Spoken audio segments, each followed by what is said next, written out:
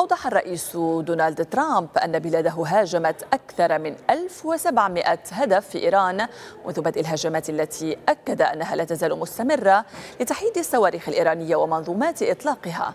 كما أعلن ترامب أنه تم القضاء على 49 شخصا في القيادة الإيرانية في الضربة الأولى، فيما تم تصفية الآخرين أمس.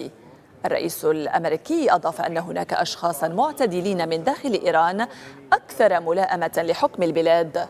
من جانب آخر، شدد ترامب على أن إسرائيل لم تجبره على الهجوم، مشيرا إلى أن إيران هي التي كانت تبادر مهاجمة بلاده أولا.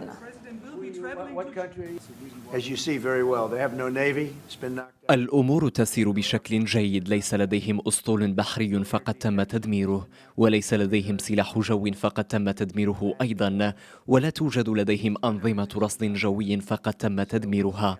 لقد تم تدمير كل شيء تقريبا، لكن أداء قوتنا ممتاز ولدينا جيش يقوم بعمل مميز.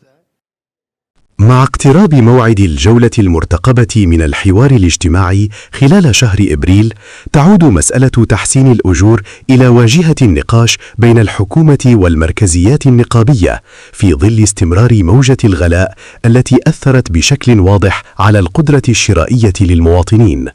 وعلم موقع رو20 أن النقابات الأكثر تمثيلية تتجه إلى وضع ملف الزيادة العامة في الأجور على رأس أولوياتها خلال هذه الجولة، مع التشديد على ضرورة إقرار إجراءات ملموسة تواكب الارتفاع المتواصل في أسعار المواد الأساسية والخدمات.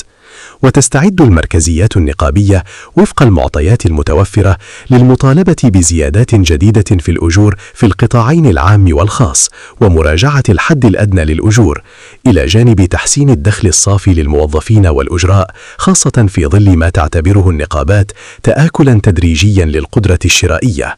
كما يرتقب أن تطرح النقابات خلال جلسات الحوار ملفات أخرى مرتبطة بتحسين شروط العمل وتسوية عدد من الملفات الفئوية، إضافة إلى مواصلة إصلاح أنظمة التقاعد ومراجعة الضريبة على الدخل، بما يخفف العبء عن الطبقة المتوسطة.